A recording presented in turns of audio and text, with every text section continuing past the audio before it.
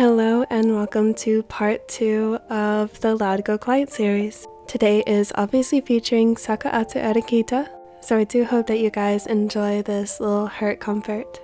Also, please know that I am currently taking requests, so feel free to leave a comment below. Hello my lovely viewers. Looking for some affordable and good quality anime merch? Want to support your favorite Haikyuu team or join UA? What about joining the Straw Hat Pirates for an adventure or two? Want to join the Black Bulls or the Fairy Tail Guild? Well, this site has that and so much more. Use my discount code and receive 10% off your entire order. Link and code is in the description.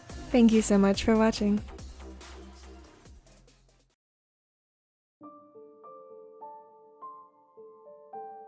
Honey, no. That actually made me sad. That was not the idea of the prank. I'm sorry. I was really curious, so I couldn't help myself. I used the prank to get answers. Either way, I'm happy to see the heartfelt ending. You deserve so much and more. At least now we can never doubt them, although we really didn't need proof. For real, Tobio is so sappy on the court. Guys. Alright, I'm choosing who goes next, unless we have any volunteers. Alright, fine, I'll go. That was surprisingly easy. Warm morning sun shined through the open window. While Atsumu did recall it being shut the night prior, he knew that Kita had a habit of opening the window each morning before heading out to the farm so that his lovers woke up to fresh morning breeze. Sakusa was already cooking in the kitchen, so Atsumu awoke to the sight of Eren, still sleeping next to him with an arm wrapped loosely around him. Atsumu shuffled beneath the covers. His legs completely tangled in the fabric, he managed to lay on top of the older's chest. The smooth rhythm of Eren's chest moving up and down with each precious breath of air. Atsumu nearly fell back asleep before Eren grumbled at the weight on his chest.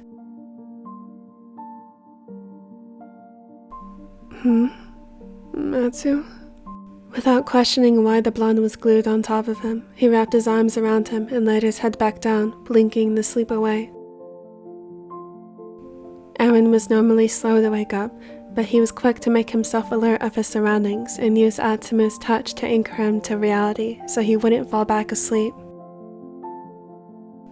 The setter reached up and poked the latter's cheek, wanting him to just wake already. It was much more a silent attempt to wake him like he normally would. Eren peeled his eyes open and sat up, leaning against the headboard, admiring the beauty of Atsumu. He was absolutely flawless in every aspect. The sun shined on his pale skin. It had grown tanner from his days helping Kita on the farm, but he was still the palest out of them. The blonde pushed himself up with his hands, placing a soft, ticklish kiss on the tip of Eren's nose, smiling warmly at him before getting up out of bed, even though his body practically begged him not to.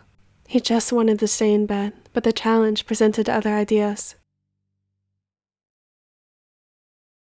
Not waiting for a response, he paced to the kitchen where Sakusa was grabbing clean plates from the cupboards and scooped hot eggs from the pan.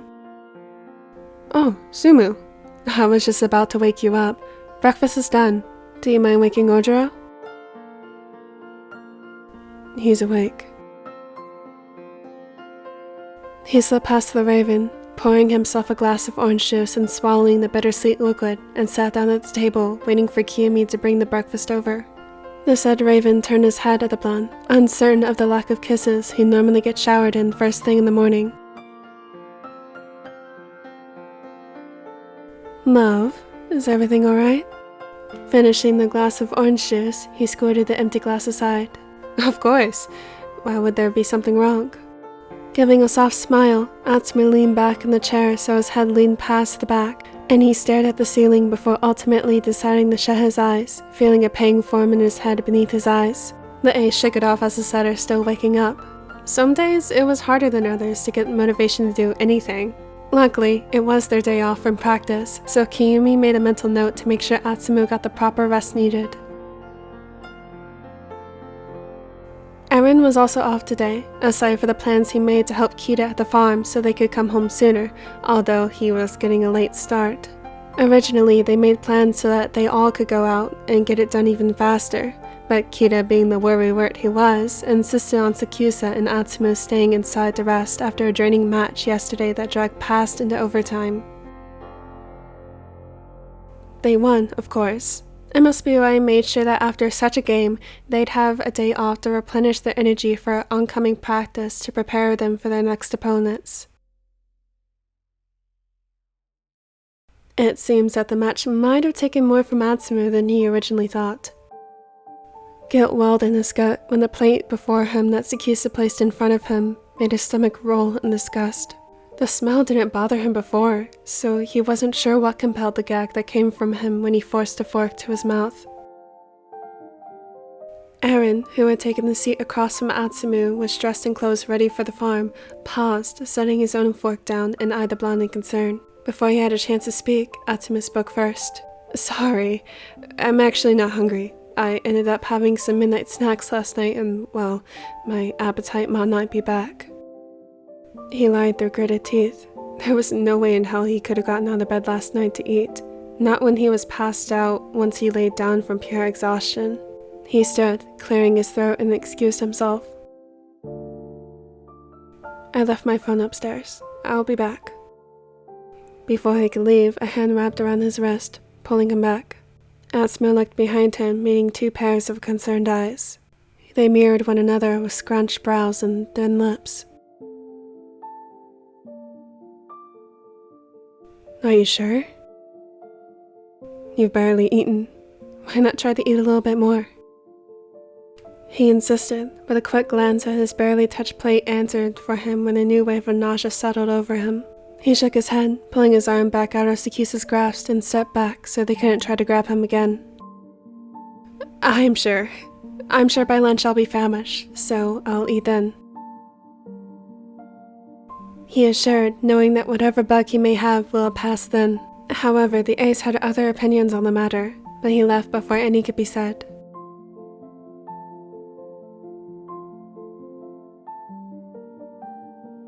What was that?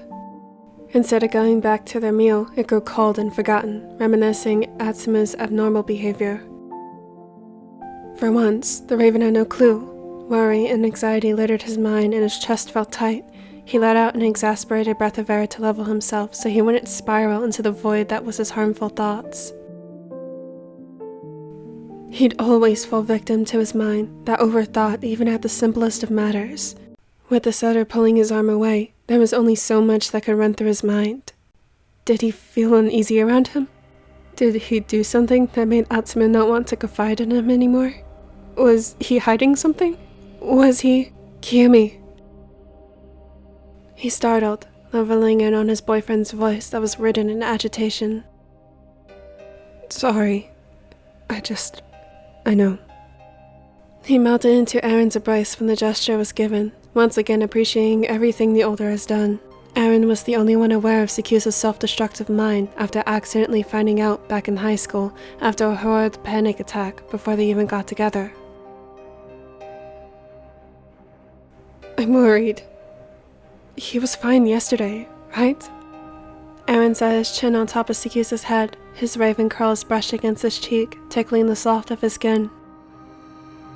Atsumu never skips on meals. Atsumu's appetite reflected on how active he was, and volleyball was no easy sport. It seemed as time passed and the more they played, the more tedious the training became. MSBY's training course was certainly not the same level as Inorizaki's. "It's fine. If he hasn't eaten by the time we get back, he'll just have to face the wrath of Shinsuke. And if that doesn't work, then we'll get Osamu. You know how stubborn Osamu can get about his health. And you know how equally stubborn Sumo can be." Shrugging, Aaron pulled back from the hug before leaning back in and kissed Sakusa on the lips. "Look, it'll be okay. We'll figure it out together, one step at a time, yeah?" The Raven huffed, trying his absolute best not to be swayed by the adorable pout Aaron presented, but fell victim to his charm. Aaron's smile was warm. It reminded him of a bakery they used to go to when they first got together back in high school. The warm aura was encased with a scent of buttery, flaky pastries and rich espresso. Fine. He made a move to get up. Alright, I have to meet Shin at the farm like 30 minutes ago, so we will be back later. In the meantime, do you mind checking in on him? And don't worry your pretty little head. It's going to be okay. He assured once more, tucking a stray curl behind the ace's ear before leaving. That left Sakusa in an uncomfortable position. The next 10 minutes were spent with him turning back and forth towards the bedroom and back to the kitchen, wondering what he should do or even say to get the blonde to talk. Eventually he had enough of his own faltering and opened the door.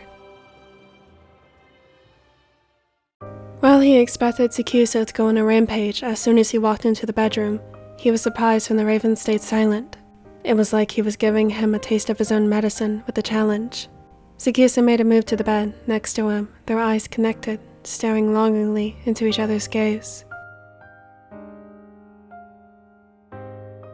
It was like they were having a conversation with only their eyes, and Atsumu once again cursed himself for not having that ability, so was only left to see the emotions flash across his face, defenseless to what it did to him.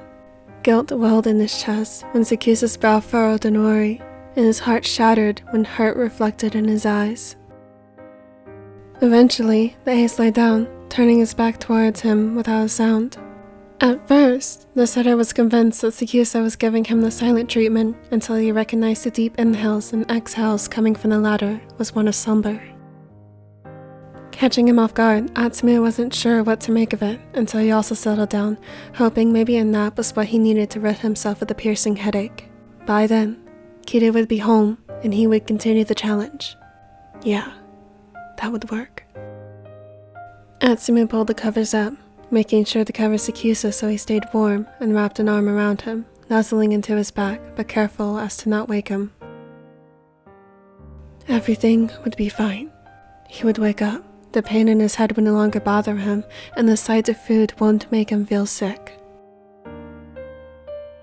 He couldn't be far from wrong. He woke to the throbbing pain intensifying once he opened his eyes, and the setting sun shined just perfectly through the window that it was in his eyes. He groaned, rolling over to his side, but was stopped when hands grabbed at him. He whined, just wanting to go back to sleep, but the familiarity of the voice was reason enough to stay awake. Tsumu? Baby, wake up. A cold hand pressed against his forehead, and he leaned into the touch. He felt too hot, but too cold at the same time.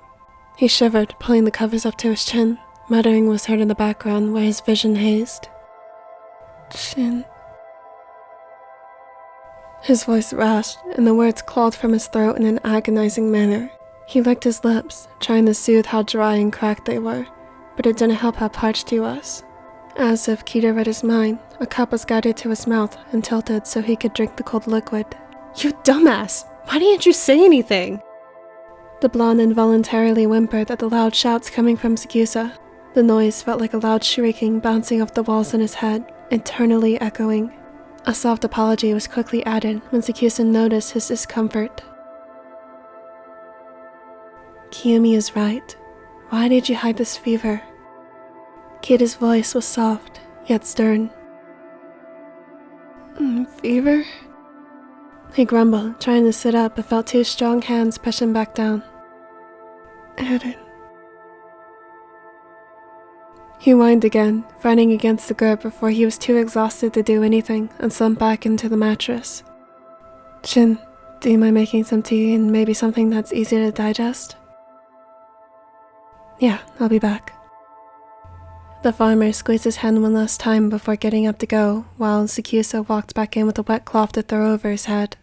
Atsumu was so busy trying to process everything, he hadn't even noticed Sakusa leaving in the first place.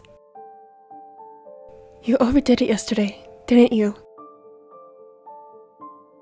I'm not sick. He weakly protested, but only a fool could believe him. His voice was so raw that not a single word came out without a high-pitched squeak, and he could barely keep his eyes open from a mix of drowsiness and dizziness. Yeah, stop arguing. You're not going to practice tomorrow. He was in no state to be lucid enough to argue, and even if he was, his motions was all over the place. He didn't even realize he began sobbing in Aaron's arms, and his lovers were completely clueless at what was wrong. Dropping his nagging role, SakuAtsu was quick to fall to Aaron's side, wiping any of the stray tears that fell. That feeling of anxiety whirled in the pit of his stomach all over again. Tsumu, what's wrong? Atsumu hated himself. He had needlessly ended up wearing his partner's in a relatively harmless challenge and somehow had the tables turned on him. I'm sorry. Sniffling, he leaned his head on Aaron's shoulder, enjoying the warm touches he provided when rubbing his back. There's nothing to apologize for. You did nothing wrong. You can't control when you get sick. Atsumu squeezed his eyes shut and shook his head. No, the challenge. SakuAtsu narrowed his eyes, unsure of what challenge Atsumu might be talking about. Pressing his hand to his forehead once more, he was able to confirm that the setter was actually running a fever, but he wasn't sure what it could be beyond that. What challenge? Leave it to Aaron to actually voice his internal thoughts. It was so like him, astonishingly so. It was one of the many reasons he fell in love with him. Quiet. I had to be quiet, but then I couldn't eat breakfast and Omi got mad, but I couldn't even do the challenge right. Finally opening his eyes again, he nearly flinched seeing the raven's hand hover over him, but connected the dots when he felt his soft touch brushing back some of the hair that fell over his eyes. I was never mad. Although sometimes I might get frustrated, I could never be mad at you. I was worried. It just wasn't like you this morning, and then you weren't eating. And did you even get that midnight snack like you said? Hesitantly, he shook his head. SakuAtsu clicked his tongue in annoyance, and justifiably so. Kita came in before the lecturing could come into play. Setting the cup of warm ginger tea down, Aaron pushed the blonde to lean against the headboard so he could eat. Since you didn't have anything today, you need to eat now. Do you think you could try? Despite the annoyance, Aaron was nothing but patient and gentle with him. It encouraged him to take the first bite of porridge. To his surprise, it didn't make him want to immediately vomit. Still weak to his stomach, he could only handle until the bowl was half empty until nausea reappeared.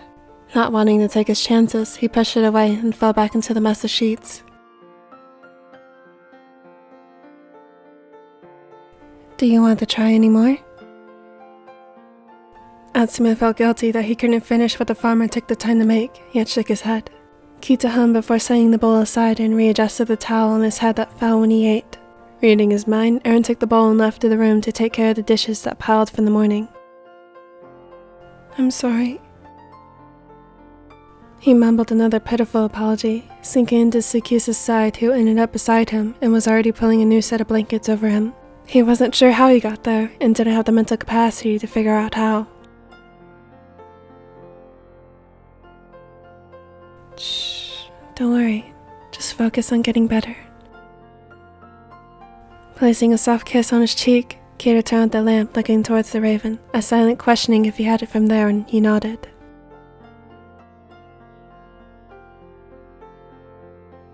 I'll go ahead and text Coach. As if the fighting spirit never left him, he wearily threw his arm out of the bundle of blankets to protest. But SakuAtsu was already well too aware of Atsumu's poor habits he had when sick, so he already planned to grab his arm and intertwine their fingers. He inwardly cringed how sweaty the blonde's palm was, but pushed down the gut feeling to comfort his lover. Once Aaron came in to take over, he would certainly be taking a shower. Kita smiled fondly at his lovers. The setter's eyes were closed, yet still grumbled at each thing they said so he could put his weak input on the matter. SakuAtsu continued to hush him gently. They were aware getting Atsumu to bed was nearly the worst part of the illness. Even if pure exhaustion ran through his veins, he still always had something to say. Just rest, love. He whispered into his ear, satisfied when the small grumbles and whines of protest turned into soft murmurs of him speaking in his sleep. Hell, it seemed even in slumber he wouldn't stop arguing. Sakusa chuckled, tucking the covers back over his arm that was sticking out. After nearly half an hour, Aaron came back into the room, allowing Sakusa to retreat to the bathroom. Admiring every detail, Kita sat back melting into the chair, vigilantly gluing his gaze to Aaron who ogled over the sleeping blonde, taking a towel to wipe the sweat from his brow. A warm, fuzzy feeling flourished in his chest, and Kita couldn't help but smile at the sight. This is what he fought so hard for. There was no vessel big enough to contain the love he had for them.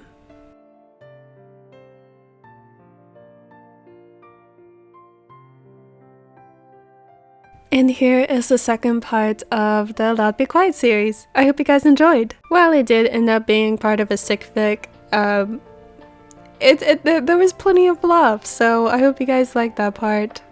Instead of doing the third part for next week's video, I am actually going to give you guys some Kodo angst. It is actually a request, so I hope you guys like that. It might be like 2 or 3 parts, I'm still not entirely sure. But thank you guys so much for taking the time to watch this until the end. Literally, you guys have no idea what this means to me. I appreciate each and every one of you. Alright, I'll see you guys next time.